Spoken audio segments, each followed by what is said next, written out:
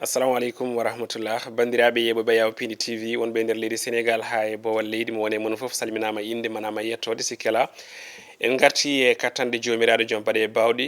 gam tigui humnude aadi men e moɗon e kala subaka ko robino moon jayndeji joni joni koye jaaɗe leydi sénégal paɗen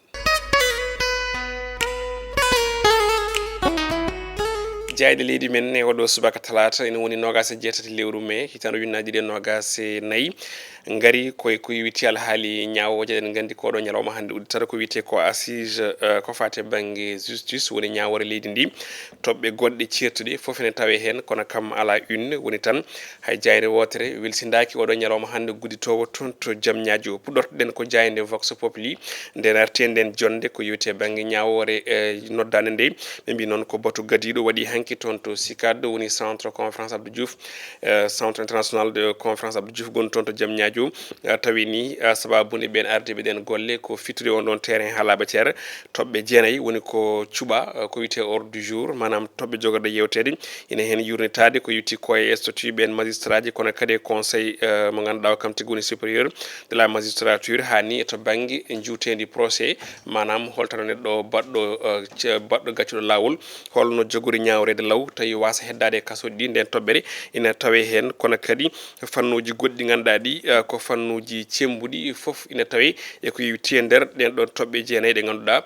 ko jogorɗe yewtere hande toon to jaam ñaajo jayde le témoin quotidien kam ne arti hen wi tan ko dialogue national dame justice à la barre du projet manam ɓen ɗon tambiɓe ñawore hande ma kuccite on ɗon projet mo ganduɗa ko projet Bassirou Diomaye Faye e Ousmane Sonko wonɓe laamu ngu oɗo saaha ɓe mbi noon ko hunde nde hunino ko hunde nde waɗi kanko hoore leydi ndi Bassirou Diomaye Faye hunino wondene ma o joƴƴin yimɓeɓe ɓe kalda ko fate banggue alhaali ñawore leydi ndi toɓɓe kewɗe jurnete kono kadi pewnite ɓe mbi ɗum ɗon hande udditata ko toon to jaam ñaajo tawi koye tawtorede mo kanko hoore leydi ndi kono kadi on jagoɗo tambiɗo e gueɗe ñawoje leydi sénégal hani ƴaktere woɓɓe ganduɗa ɓe ko tambiɓe fannu o e on tuma jeynen koɓe mbaɗi ko namdal e subaka hande o mbi holtan ko serdi on ɗon concertation bannoɗo 2018 e on ɗon jogorɗo wadde hande duuɓi jeegom caggal mum ɗin konngudi e namde kala ne tawe hello tati e nder jandi witede le témoin quotidien enquête kam ne arti hen wi tan ko ɗo réforme woni jurnitugol ko fate banggue ñawoje leydi ndi des enjeux colossaux manam tan ko toɓɓe ɗe ganduɗa ɗe ko mawɗe woni ko fawa e tabal ngal walla jogori fawede jogori kadi yewtidede e on tuma noon ɓe mbi ko ɓe namdi ko ɓeɗo ɓe ganduɗa kañumen goni yimɓe nayriɓe to banggue société civile ina hen Moundiaye Cissé mo ONG 3D ina hen Alioune Tine mo Africa Jom Center e Alioune walla Ilimane Kane mbo mesure ɓeɗo kala ko société civile nayori foof en noon ko lutti wonde ngal ɗon manam nden yewtere wonde 2018 e ndeɗo jogorde wonde hande ma surtout sababude ɗo ko yimɓe hewɓe ko ɓesguji ɗi kala nodda kono kadi kusuɗi ɗi kala mbaɗa invité e on tuma noon alay saago ma ɗum ɗon surtout e wiide mabɓe ɗin konngodiren jaaji hello tati e nder nden jayde witende enquête las quotidien are ñawoje kono ari koye ñawore nden ɗon mo ganduɗa o tumano ko wiide biyoje bonde ko wiyete offense fewde e premier ministre Ousmane Sonko ko lebbi jeegom woni koɓe taƴana tawi noon ko procureur wi yoɓe cohe lebbi jeegom on woni Imam Ndaw e biteɗo Bah Diakhaté on activiste tawi ni nden ñawore délibéré o mbiyen jogori wonde ko ñande tati lewru juin fandu darade ɗin konngudi sifaji kala ne tawe hello joyi nder nden jandi witende las quotidien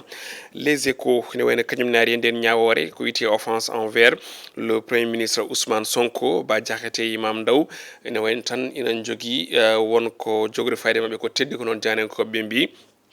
procureur kañum tigui taƴiniɓe lebbi jeegom e kaso tawi alda yiide nangue kono kadi e bonnugol vidéo ji hani e audio ji kam ni e guittugol ɗin konngudi ɗi ganduɗa ɗe ko ɗiɓe kalano e nder on plateforme oɓe kalanno kora ɗum ko ɓe namdinoma ko wiyete ko liberté provisoire kono ɗum ɗon ne wayno jaɓaka hanki maɓe keddo e kaso ha ñande tati lewru juin ñalawma ganduɗa o ko ñalawma délivrance on ɗon fannu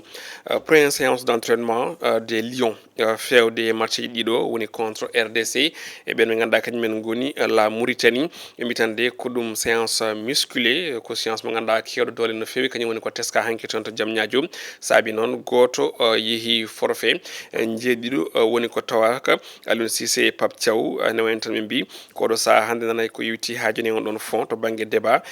ko ganduɗa kañum tigui woni régie Béjar mo tawtoraka o kono ɗum koɓe mbi ko les arabes kañumen tawtoraka manam ɓen wonnoɓe toon nokku mo ganduɗa kañum tigui woni Arabie Saoudite sababu ko fettudeɓe matcheji hanki Chérif Ndiaye ɓe mbi ko natri timide Seydou Sano forfait Abdoulaye Niakhaté Ndiaye kañum tigui nodda e on ɗon renfort lomtade on ɗon Seydou Sano ɗin konnguli kala ne tawe hello jeetati enen nder jandi witende les échos Besbi le jour kamne arti ñawoje kono ngol lawol ko corruption mo ganduɗa ko tuuma ɗum ko ɓi Mansour Faye debbo tawi on ɗon corruption farno ɗum koye ɓen policier ji leydi Sénégal Aissatou Faye o wiyete o nanggano komo jogui ko tolni e 25 millions e haaliss CFA tawi koto banggue liquide e on tuma noon on ɗon debbajo ne wayno huni walla ni holliti wonde soɓe gacci ɗum ma hokkuɓe koppareje jonɗe ɓiyen policier ɗiɗi ɓe ganduɗa ɓe gonno koye service toon to wuuro wiyetengo Kébémer caggal muɗum noon ene wayno nde ɓen ɗon jaaɓi on ɗon suka debbo hokkiɓe kalis kewɗo ene wayno ɓe mbi ko Mansour Faye waɗino saisine autorité ɗi to banggue policier e on tuma noon ɓiyen policier ɗiɗi kala jowa eɓe kulananima ɓe mbaɗa ko wiyete ko radiation manam maɓe ɓoore e on tuma noon namde ɗe goni ko wone policier kadi ganduɗa hande ne jogui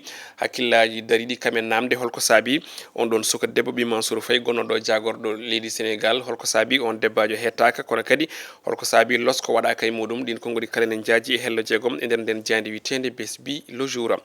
La Tribune kañum ne ari koye ƴellitogol cogguli guuraka e ɗeɗo balɗe ɓe mbi tan de ko maaro ko kam ɓeydima tan ha ala ɗo haaɗi saabu ko kilo